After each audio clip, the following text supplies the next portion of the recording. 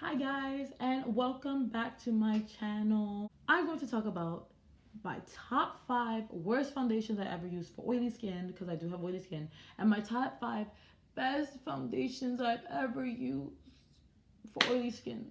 Subscribe, help a girl out. So I decided to start this video with the worst foundations because I just like to complain and I just like to talk shit. So I'm gonna talk shit right now. Number 5, the worst foundations I ever used before is the Anastasia Stick Foundation. Now, for a foundation that I dislike, I actually have 3 of them. Like, this is crazy to think about.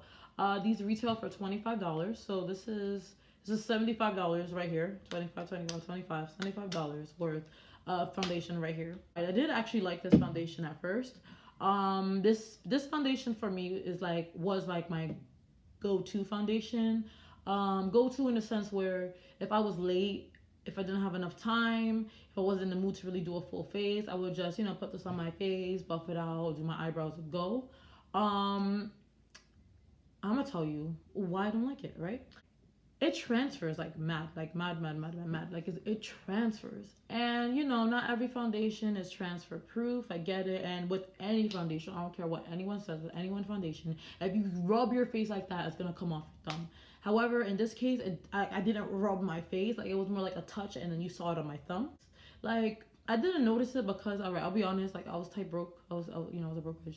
And I didn't have a close mirror. Like, I didn't have a close-up mirror to look at my face with. I would just use this far-away mirror and be like, yeah, I look good. Yeah, walk out. Like, yeah, I look good. Psych, I didn't look good. And I noticed, especially with powder, like, it separates, like, mad. Like, under the eyes especially, and around the mouth. The mouth area, like, it just separates by itself. Like, just by itself. But I like to bake. I like to use a baking, a yellow baking powder under my eyes. And under my eyes, it just separated it so much. Like, it was really bad. But any eye cream, I used eye cream, it didn't work. Moisturizer, primer, whatever, it just separates under the eye. Number 4 on the worst foundations for oily skin I've ever used was the Stay Matte Clinique foundation. Just gonna get that together. I don't have it because for that one, it wasn't trash. I've actually finished it. Like, I used it and finished it, and I just didn't buy it back. So I'm just gonna get that for you here.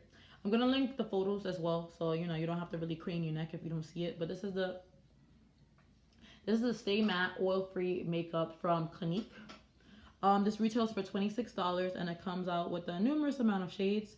I got the shade 25, which is Spice. It's a neutral deep brown shade. Tested for streaking and fading at 88 degrees Fahrenheit with a constant 80% humidity. All to prove stay matte, stay fresh. At the same time, this patent pending formula absorbs shine, controls oil, resists sweat, and you stay matte all day. Now, with this foundation, I didn't hate it at first. Like, I actually used it and I finished it. I didn't hate it. I used it mostly in the summer because it wasn't heavy. It wasn't like a full coverage foundation. It's more of a sheer to medium coverage.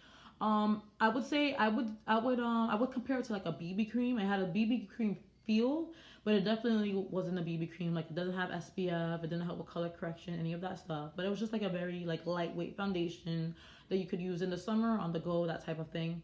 Now, the part where I said 80% humidity, stay matte, controls oil, like, it did none of that. Like, it did none of that. I used it over the summer, like I said, and I live in New York City.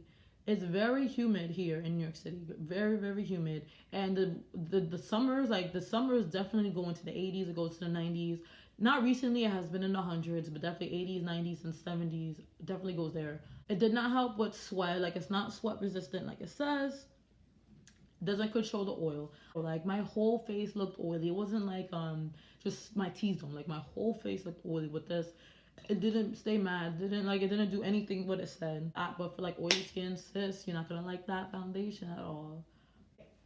So number 3 on this list is something, again, I don't have. We're gonna go with that L'Oreal True Match foundation. L'Oreal True Match. So yeah, I tried this foundation. I matched myself to the shade N8, which is, I believe, Cappuccino. Yeah, so it was Cappuccino N8, which is the shade that I matched. I'll be honest, The shade match was perfect. Like, that was one of the few foundations I ever put on my skin that was my exact skin tone. I don't run that even with, like, I have a neutral skin, and a lot of foundations, especially for darker skin, they're either really cool or really warm. So to come across like a neutral foundation that worked really well for me is perfect. So that was good. The shade was good. The shade was good. However, the way it set on my oily skin, girl, yes, that was, oh, like, it sat on my skin. Like, it didn't blend right. It just sat on. It does have a natural finish. So, you know, in that defense, it doesn't mattify. But it just sat on. And then, like, it just made my oily skin look oilier. So again, it looked oily all over. Even with me setting my face, using powder, I just didn't wait. I didn't like the way it looked. It emphasized my pores as well. And I have acne scars, not like the dark marks, but more of like the dents in your face. That's the best way to describe it. I have those, and it like emphasized those even more than normal. It just didn't like the way it's set for oily skin. The number 2 foundations, which were hot garbage, basura, trash, was Black Opal foundations. It's called the Even True Flawless Liquid Foundation. They did change their packaging. I had their old packaging at the time. It was like a black package. This is what it looks like. But the shade that I did match myself to was the shade Beautiful Bronze, which is like the second to last shade. And I felt like the formula was so good. Like, I love cream-based foundations. Cream formulas are my favorite foundation types. Like, I just love cream formulas. I think they work so well for oily skin. But it did not keep me matte for anything. It was really red. It was really red. That was one thing. And, you know, something I could bypass, because in the summer I do get darker, and when I do tan, it tends to be more on the redder side anyway. So, you know, it worked. But it just really melted off. Like, it just melted off my skin. Like, it literally melted off. It was like wax coming off. Like, it just didn't like it. Just number 2 on that list of foundations that I thought was trash. Number 1, something, of course, I don't have either. But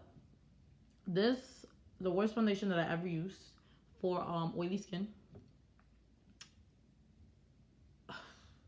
is this NARS Velvet Matte Skin Tint. Okay, this is what it looks like, the NARS Matte Skin Velvet Tint. Velvet Matte Skin Tint with a broad spectrum of SPF 30.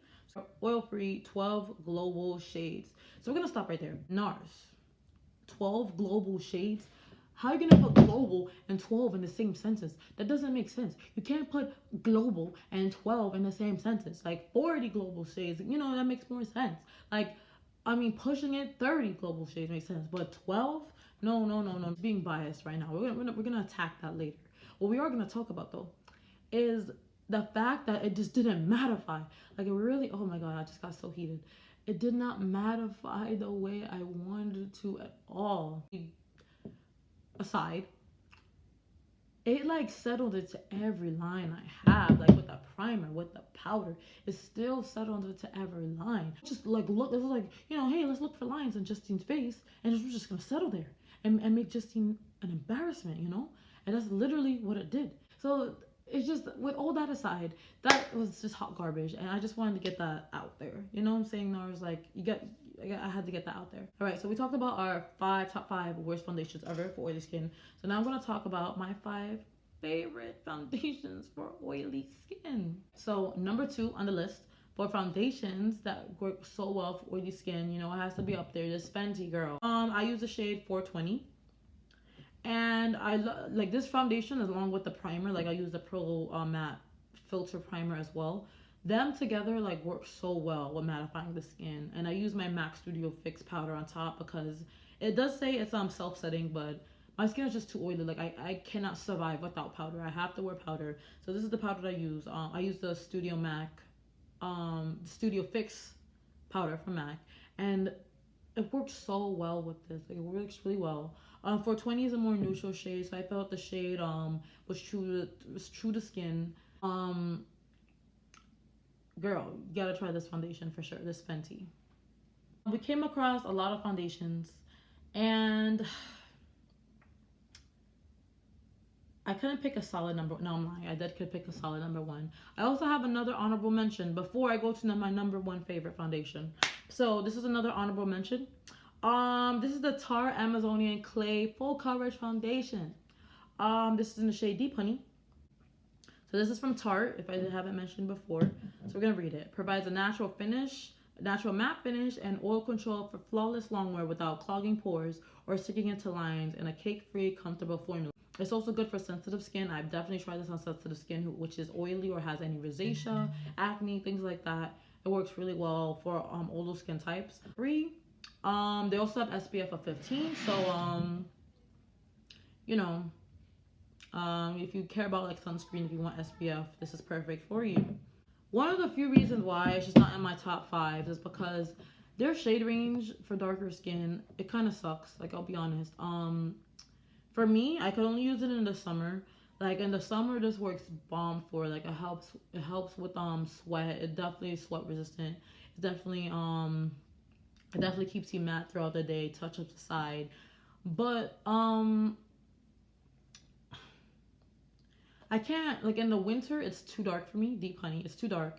But then the shade above Deep Honey, I believe it's Deep Sand, it's just too light for me. Like, it's way too light. So in the summer, I'm just like in between. In the winter, I'm in between shades. Like, I don't have a shade. But in the summer, like, Deep Honey is definitely my shade. I also noticed that this foundation, it oxidizes a little bit. I don't know if it's the SPF in it. I don't know what it is. It definitely gets darker throughout the day. So that's just something to keep in mind. But when it comes to keeping you matte, like, sis, it does its job. Like no, I'm just kidding. But like, this is it. Like, this is it. All right, number 1 top foundation for oily skin, which I'm wearing today, is, fell in love with this, my Estee Lauder Double Wear Foundation.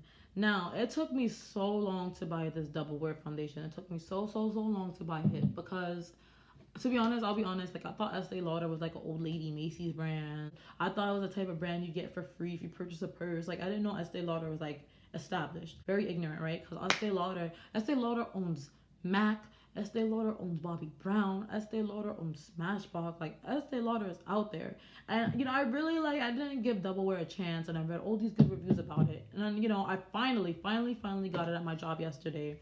And it's so good. So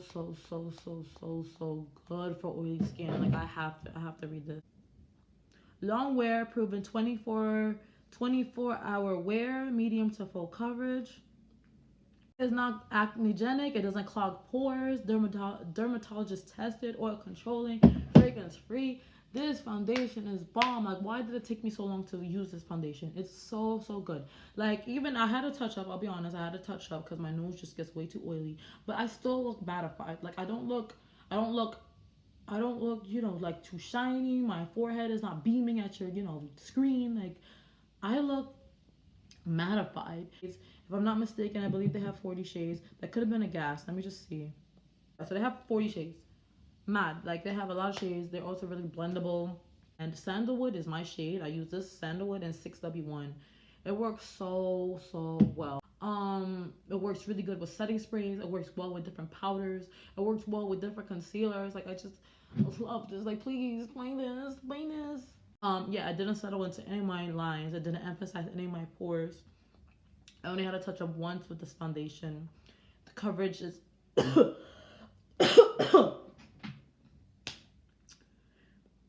I'm done. The color and coverage is too true. I really like this foundation, and I highly recommend this foundation for sure. You have to get it.